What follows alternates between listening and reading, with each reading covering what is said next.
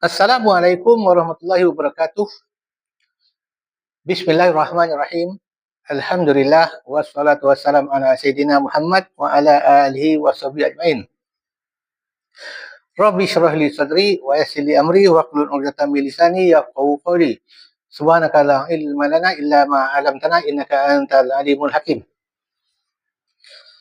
Pertama-tama kali marilah kita bersyukur kehadrat Allah Subhanahu wa taala kerana dengan limpah kurnianya kita masih lagi hidup dalam lingkungan iman Islam dan ihsan. Dan sama-sama kita sentiasa bertaubat pada Allah Ta'ala akan segala dosa yang telah kita lakukan sama ada kita sedar ataupun tidak. Dan sama-sama kita sentiasa bermohon kepadanya supaya ia menetapkan kita di atas jalan yang lurus. Pada kali ini saya ingin membuat satu ulasan ringkas dengan bahasa yang mudah dalam masa yang singkat tentang satu pegangan yang sangat viral ataupun sangat meluas dipegang oleh mereka-mereka yang mengaku ahli sufi ataupun mengaku ahli hakikat. Iaitu berkaitan yang dikatakan sebagai awal Muhammad, akhir Muhammad, batin Muhammad, zahir Muhammad. Untuk tujuan itu, saya sertakan dua screenshot. Itu satu screenshot daripada seorang yang menamakan dirinya sebagai Pak Hitam yang saya dapat daripada grup WhatsApp, dan satu screenshot daripada kitab Kashful Asrar.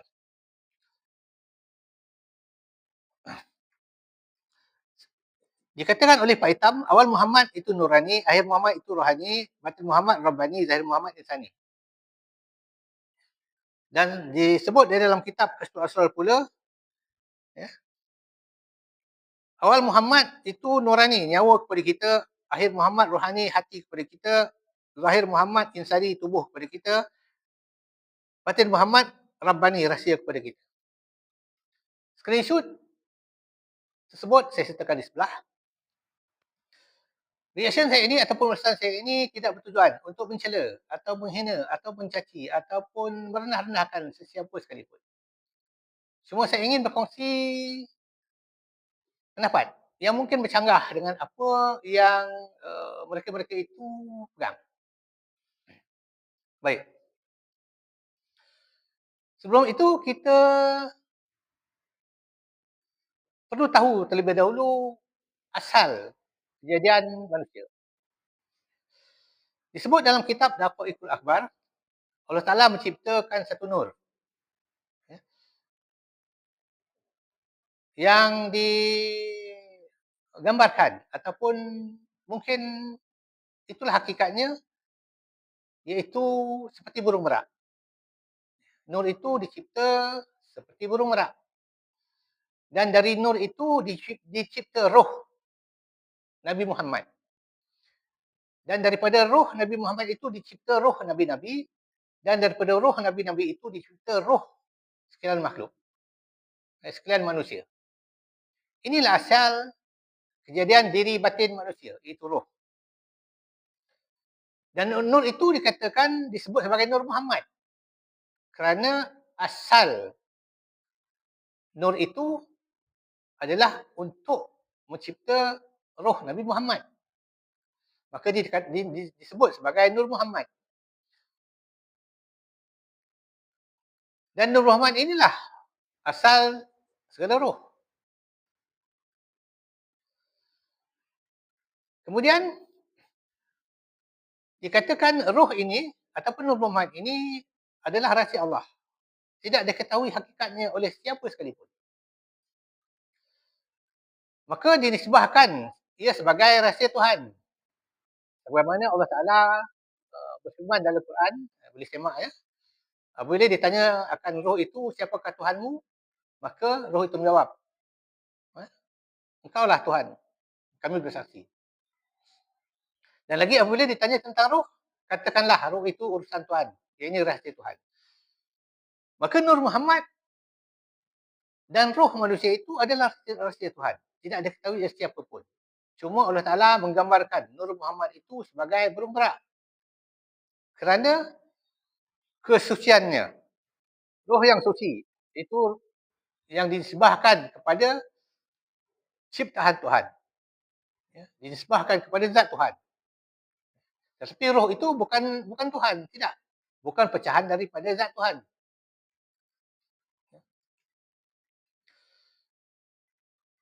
Maka Asal daripada kalimah Nur Muhammad inilah timbulnya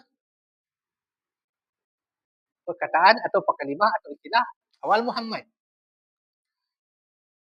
Dan apabila telah dicipta menjadi roh, dinamakan akhir Muhammad. Dan apabila dinisbahkan kepada rahsia Tuhan, disebut batin Muhammad. Tetapi ada lagi satu istilah, iaitu zahir Muhammad. Iaitu jasad kepada kita. Tetapi jasad ini tak ada kaitan dengan Nur Muhammad. Kerana jasad kita ini kaitannya dengan Nabi Adam. Allah Ta'ala mencipta jasad kita ini daripada 4 unsur. Api, air, angin, tanah. Dia tidak ada kaitan dengan Nur Muhammad. Nur Muhammad itu batin. Jasad ini zahir. Baik.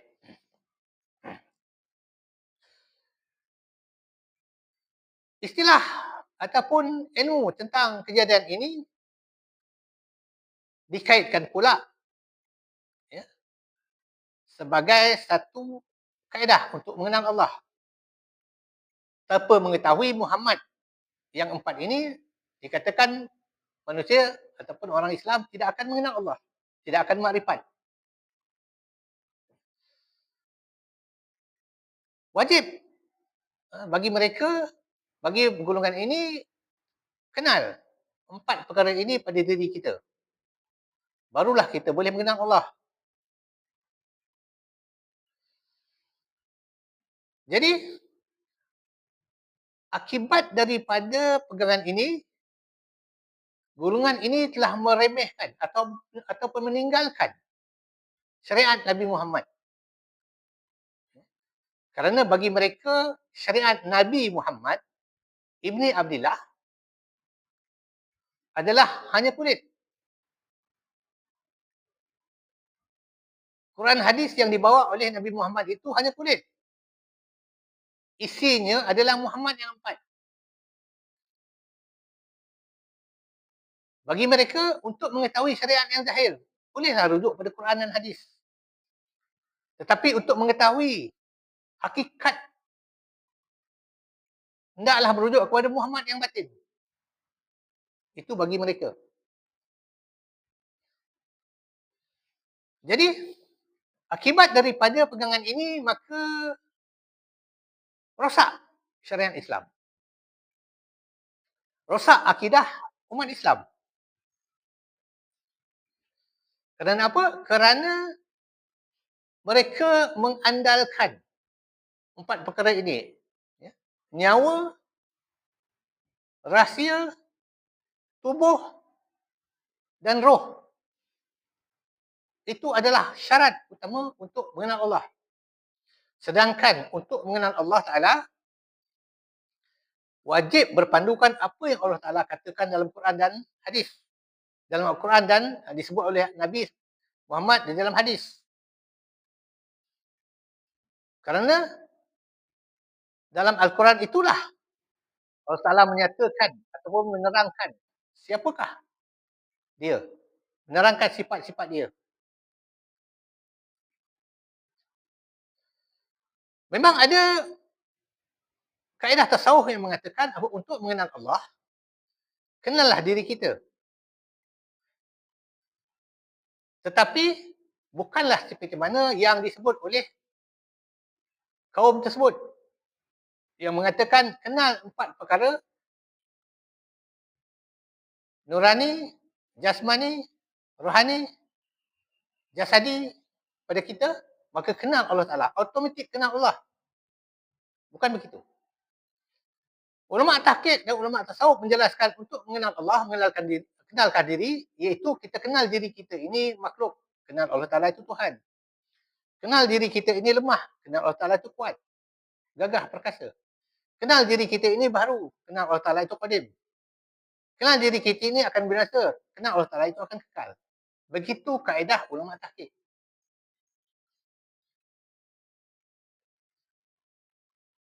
Tetapi puak-puak ini mengatakan dengan kenal yang 4 perkara ini, maka kenallah automatik. kita akan Allah. Inilah satu kaedah ataupun cara-cara iblis untuk menyesatkan manusia. Satu pegangan puak yang menyeleweng daripada Al-Quran dan hadis yang jelas. Al-Quran dan hadis Nabi SAW dengan jelas mengatakan hendaklah mengenal Allah sebagaimana yang disebut di dalam Al-Quran dan juga di dalam hadis. Jadi akibat daripada salah faham ini muncullah satu pegangan ataupun satu manhaj ataupun satu aliran yang dikatakan diri kita ini adalah Allah. Hanya zahirnya berbeza. Hakikatnya Allah. Kita ini hanya rupa-rupa. Rupa sahaja. Sedangkan hakikatnya hanya yang satu, Allah. Astaghfirullahaladzim. Ajaran ini merebak daripada dahulu lagi. Di kalangan umat Islam sama ada di Indonesia maupun di Malaysia. Itu ajaran Muhammad awal, Muhammad akhir, Muhammad zahir, Muhammad batin. Dipegang begitu kukuh. Dipegang sebagai satu pegangan yang dikatakan hakikat hingga meremehkan Nabi Muhammad. Sebenarnya kita tidak perlu berpegang dengan 4 perkara ini ataupun ajaran ini sebagai satu syarat wajib untuk kita beriman kepada Allah.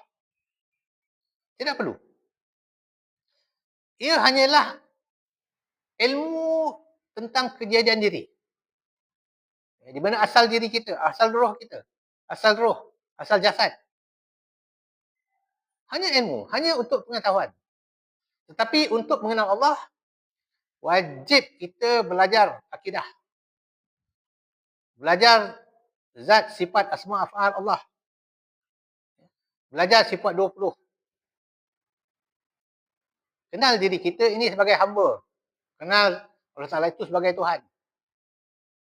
Inilah hakikat yang sebenar untuk kita makrifat kepada Allah ataupun untuk kita mentauhidkan Allah. Maka hati-hatilah dengan pegangan ini. Hati-hati apabila orang berkata, jika kamu tidak kenal 4 perkara, 4 Muhammad ini, kamu tidak akan kenal Allah. Ini satu ajaran yang salah daripada Al-Quran dan hadis. Daripada apa yang Allah Ta'ala perkatakan dan juga apa yang Nabi perkatakan.